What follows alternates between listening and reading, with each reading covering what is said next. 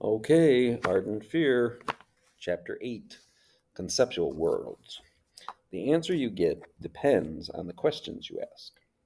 Writer Henry James once proposed three questions you could productively put to an artist's work. The first two were disarmingly straightforward. What was the artist trying to achieve, and did he or she succeed? The third is a zinger. Was it worth doing? Those first two questions alone are worth the price of admission. They address art at a level that can be tested directly against real world values and experience. They commit you to accepting the perspective of the maker into your own understanding of the work. In short, they ask you to respond to the work itself without first pushing it through some aesthetic filter labeled behaviorism, feminism, postmodernism, or whateverism. But it's that third question, was it worth doing, that truly opens the universe. What is worth doing? Are some artistic problems inherently more interesting than others? More relevant, more meaningful, more difficult, more provocative? Every contemporary artist dances with such questions as these. Ideas and technique. Provocative art challenges not only the viewer, but also its maker. Art that falls short often does not because the artist failed to meet the challenge, but because there was never a challenge there in the first place. Think of it like Olympic diving. You don't win high points for making even the perfect swim dive off the low board. There's little reward for an easy perfection quickly reached by many. To resist models of perfection in art may seem strange, given their acceptance in so many other facets of living. Swan dives notwithstanding, the Olympic Games themselves are founded on the concept of great achievement within a strict framework.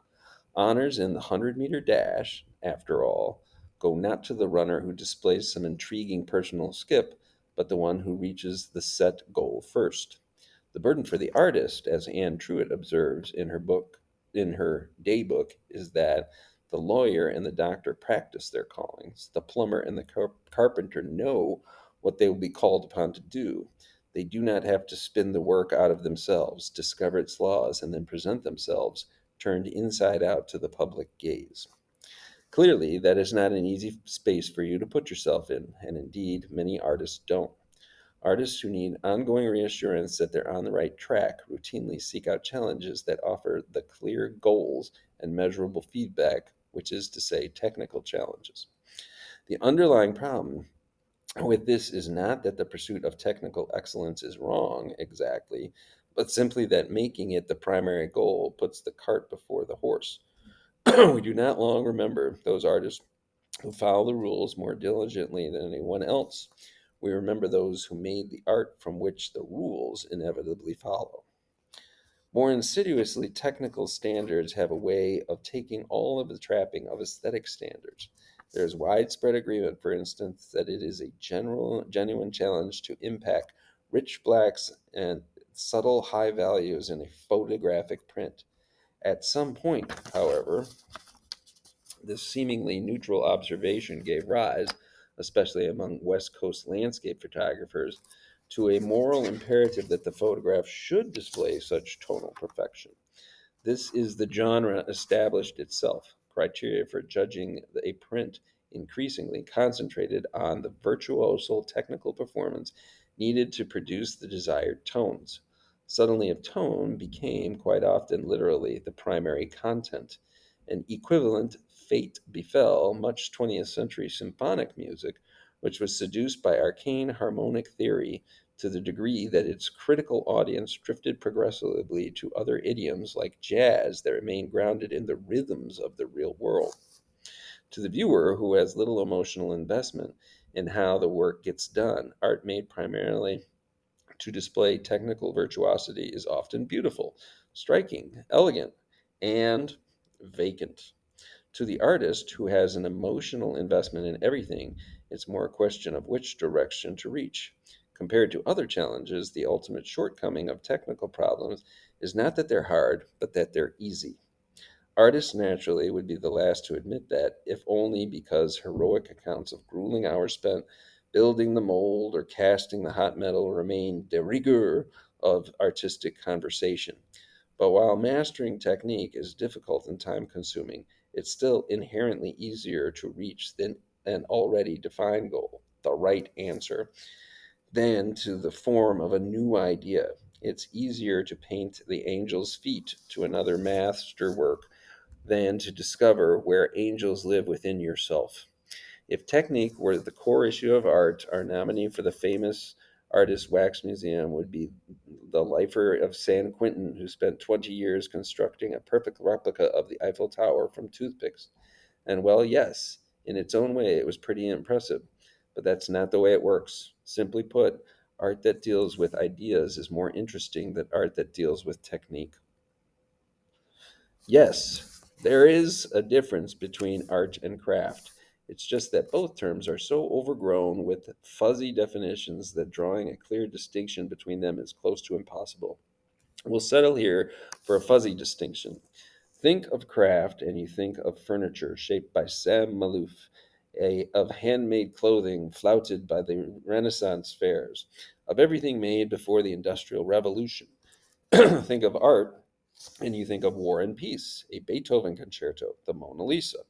Both disciplines obviously yield good things, valuable things, sometimes tangibly useful things, and at first pass, the distinction between them seems perfectly clear. But is the Mona Lisa really art? Well, then, what about an undetectably perfect copy of the Mona Lisa? That comparison, however sneaky, points up the fact that it's surprisingly difficult, maybe even impossible, to view any single work in isolation and rule definitively. This is art or this is craft. Striking that difference means comparing successive pieces made by the same person. In essence, art lies embedded in the conceptual leap between pieces, not the pieces themselves. And simply put, there is a greater conceptual jump from one work of art to the next than from one work of craft to the next. The net result is that the art is less polished, but more innovative than craft. The differences between five Steinway grand pianos, demonstrably works of consummate craftsmanship, are small compared to the differences between the five Beethoven piano concertos you might perform on those instruments. A work of craft is typically made to fit a specific template, sometimes a painstakingly difficult template, requiring years of hand on apprenticeship to master. It's staggering to realize that nearly all truly great violins ever produced were made in the course of a few years by a few artisans living within a few blocks of each other. All this in a remote Italian village 3 centuries ago.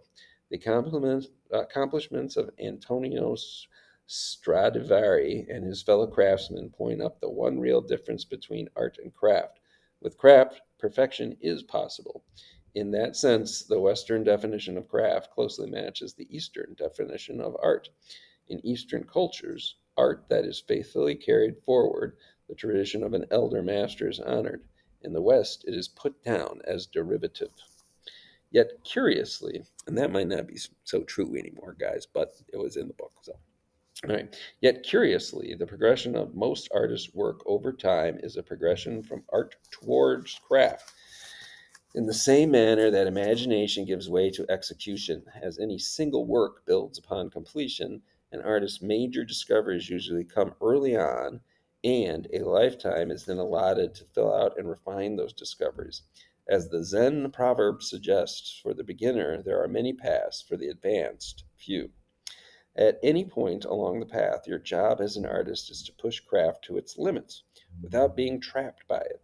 The trap is perfection, unless your work continually generates new and unresolved issues. There's no reason for your next work to be any different from your last. The difference between art and craft lies not in the tools you hold in your hands, but in the mental set that guides them. For the artisan, craft is an end in itself. For you, the artist, craft is a vehicle for expressing your vision. Craft is the visible edge of art. New work. In routine artistic growth, new work doesn't make the old work false. It makes it more artificial, more an act of artifice.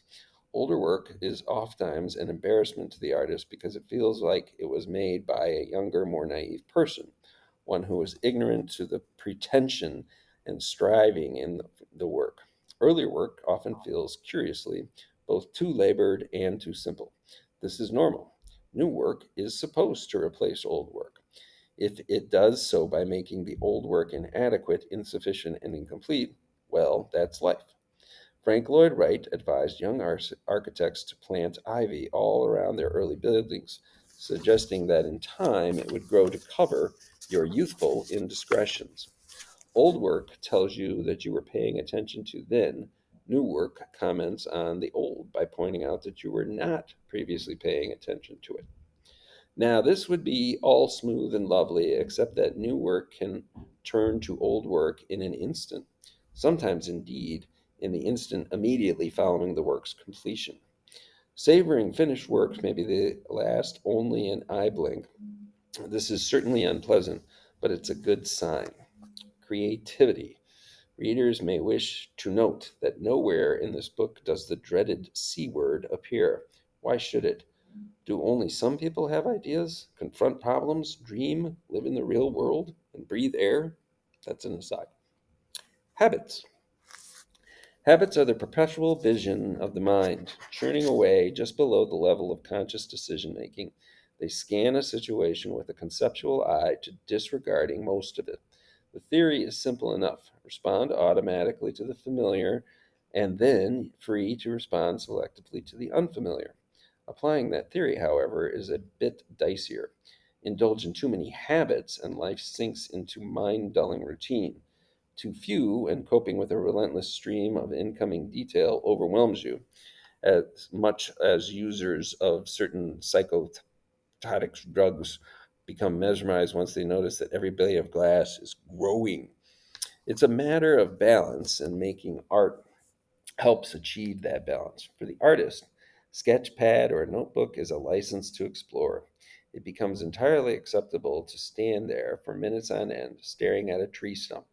Sometimes you need to scan the forest. Sometimes you need to touch a single tree. If you can't apprehend both, you'll never entirely comprehend either. To see things is to enhance your sense of wonder, both for the singular pattern of your own experience and for the meta patterns that shape all experience. All this suggests that a youthful working approach to making art. Notice the objects you notice. An example, read that sentence again. Or put another way, make objects that talk and then listen to them. Habits get a lot of bad press in the art world. Well, no surprises there. In a field where iconoclasts flourish and exploring new ideas is the order of the day, who wants to stay home with the familiar? Indeed, why should you? After all, if you're comfortable with what you're doing, you've probably been there before. Yet larger questions will never get engaged unless huge amounts of detail can be trusted to habit. If art is to nourish consciousness, habitual reactions must be encouraged as well as questioned. The need is to search among your own repeated reactions to the world, expose those that are not true or useful, and change them. The remainder are yours. Cultivate them. In any case, you haven't much choice. As mathematician G.K. Chesterton Riley wrote, you can free things from alien or accidental laws, but not from the laws of their own nature. Do not go about encouraging triangles to break out of prison of their three sides. If a triangle breaks out of its three sides, its life comes to a lamentable end. The trick, of course, is cultivating habitual gestures that are yours. Unfortunately, the outside world is not overly charitable to the artist in this effort. Habits imprinted by genes, parents, church, jobs, and relationships are called character traits. Habits acquired from other artists are called, depending on the form they take, affection, derivation, plagiarism, and forgery. Your authors find this judgment a trifle harsh, especially since it invalidates the very source artists most often draw from, their early art making.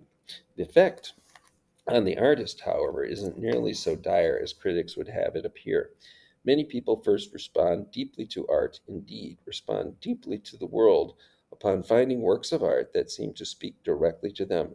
Small surprise, then, that if, upon setting out to make art themselves, they begin by emulating the art or artist that brought this revelation. Beethoven's early compositions, for instance, show the unmistakable influence of his teacher Franz Joseph Haydn. Most early work, in fact, only hints at the themes and gestures that will, if the potential isn't squandered, emerge as the artist's characteristics signature in later, more mature work. At the outset, however, chances are whatever theme and technique attract you, someone has already experimented in the same direction. This is unavoidable. Making art, any art piece, inevitably engages the large themes and basic techniques that artists have used for centuries. Finding your own work is a process of distilling from each of those traces that ring true to your own spirit. Once developed, art habits are deep seated, reliable, helpful, and convenient. Moreover, habits are stylistically important. In a sense, habits are style. The unconsidered gesture, the repeated phrase, the automatic selection, the characteristic reaction to subject matter and materials, these are the very things we refer to as style. Lots of people, artists included, consider this a virtue. Viewed closely, however, style is not a virtue.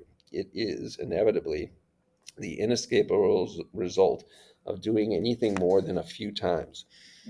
The habitual gestures of the artist appear through any body of work developed enough to be called a body of work. Style is not an aspect of good work, it is an aspect of all work. Style is the natural consequence of habit. In this article of faith, art, and science, among artists and scientists alike, that some deep level of their disciplines share a common ground. What science bears witness to experimentally, art has always known intuitively that there is an innate rightness to the recurring forms of nature. Science does not set out to prove the existence of parabolas or sine curves or pi, yet whenever phenomena are observed, there they are. Art does not weigh mathematically the outcome of the brushstroke, yet whenever artworks are made, archetypal forms appear. Charles Eames, when asked just how he arrived at the curves used in the famous molded plywood chair, was clearly baffled that anyone would ask such a question. Finally, he shrugged and replied, "It's in the nature of the thing. Some things, regardless of whether they are discovered or invented, simply and absurdly feel right. What is the nature and what is beautiful are, in the purest state, indistinguishable. Could you improve upon the circle?" In the day-to-day world, however, improving the circle is a different form, say improving the wheel.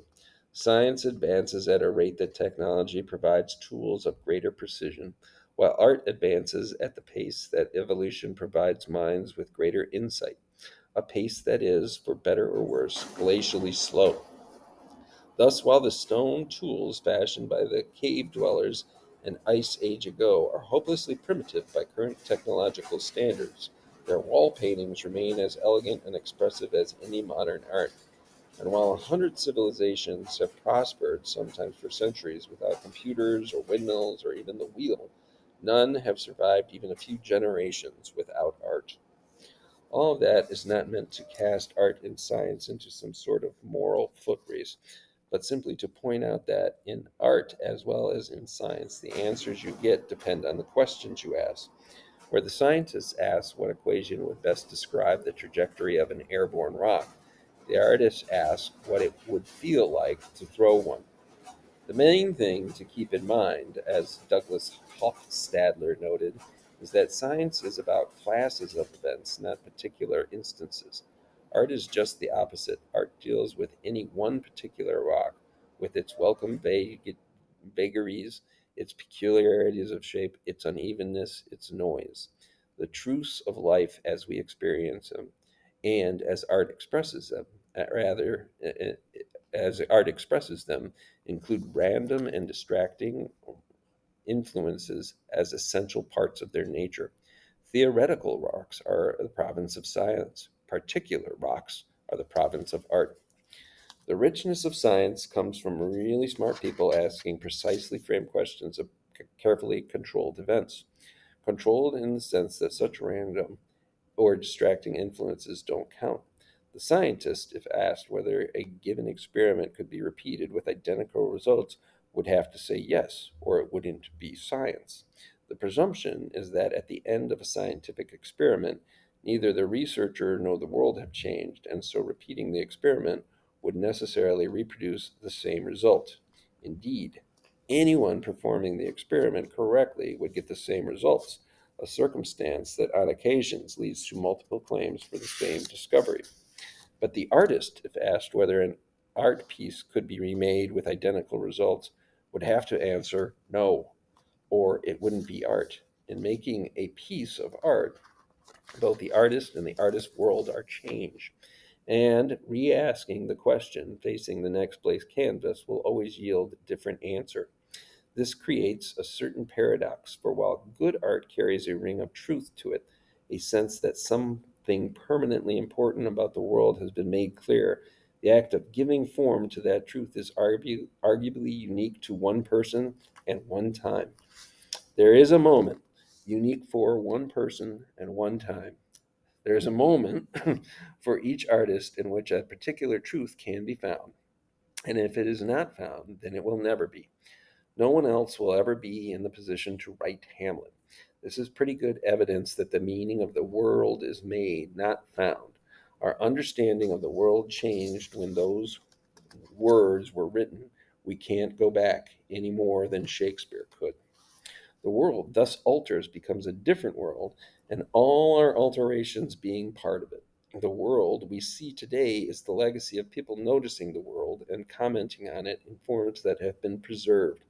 Of course, it's difficult to imagine seeing that horses had no shape before someone painted their shape on the cave walls, but it is not difficult to see the world became a subtly larger, richer, and more complex and meaningful place as a result. Self resistance, self reference, self reference, repetition, parody, satire, art is nothing if not incestuous. Each Escher drawing of hands drawing hands. 20th century art has made self reference pretty much its stock in trade. Paintings about painting, writings about writing. Moreover, most every piece of art quotes itself, calling out its own name. Sorry, calling out its own name through rhythm and repetition. Music offers the clearest examples, like Beethoven building the first movement of his Fifth Symphony around just four notes. Dun, dun, dun, dun. But all media have their equivalents. When not quoting itself, artworks often pay homage to art that preceded them. Shostakovich's masterful viola sonata, opus 147, quotes Beethoven's Moonlight Sonata, wrapping the tune around itself, drawing attention to itself, drawing attention to something else. At the less reverent end, this becomes satire and parody, as in Woody Allen's Play It Again, Sam. An operation like, for instance, applying paint says something not only about itself, but about all the other applied paint as well. Rembrandt's work looks different, the paint more deliberately applied, after you've seen Jackson Pollock's. It looks even more different after you've applied paint yourself. Our understanding of the past is altered by our experiences in the present. Turning the reference point inward, it's apparent that at some level all art is autobiographical. After all, your brush only paints a stroke in response to your gesture. Your word processor only taps out a sentence in response to your keystrokes. As Tennessee Williams observed, even works of demonstrable fiction or fantasy remain emotionally autobiographical. John Savarsky's once curated a show at the Museum of Modern Art titled Mirrors and Windows. His premise was that some artists view the world as if looking through a window at things happening out there, while others view the world as if looking in a mirror at the world inside themselves. Either way, the autobiographical vantage point is implicit. If art is about self, the widely accepted corollary is that art making art is about self expression. And it is. But that is not necessarily all it is. It may be passing feature of our times that validate a sense of who you are is held up as a major source of need to make art. What gets lost in that interpretation is an older sense that art is something you do out in the world, or something that you do about the world, or even something that you do for the world. The need to make art may not stem solely from the need to express who you are, but the need to complete a relationship with something outside yourself. As a maker of art, you are a custodian of issues larger than self. Some people who make art are driven by inspiration, others by provocation, still others by desperation. Art making grants access to worlds that may be dangerous, sacred, forbidden, seductive, or all of the above. It grants access to worlds you may otherwise never fully engage. It may, in fact, be the engagement, not the art that you seek. The difference is that the making art allows, indeed guarantees, that you will declare yourself. Art is contact, and your work necessarily reveals the nature of that contact. In making art, you declare what is important. Metaphor. Yeah, 3 pages. Mhm.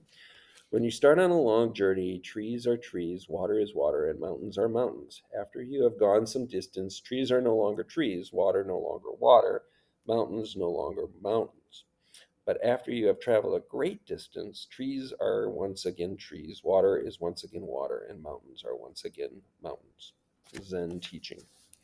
Making art depends on noticing things about yourself, your methods, your subject matter. Sooner or later, for instance, every visual artist notices the relationship of the line to the picture's edge. Before that moment, the relationship does not exist. Afterwards, it's impossible to imagine it not existing.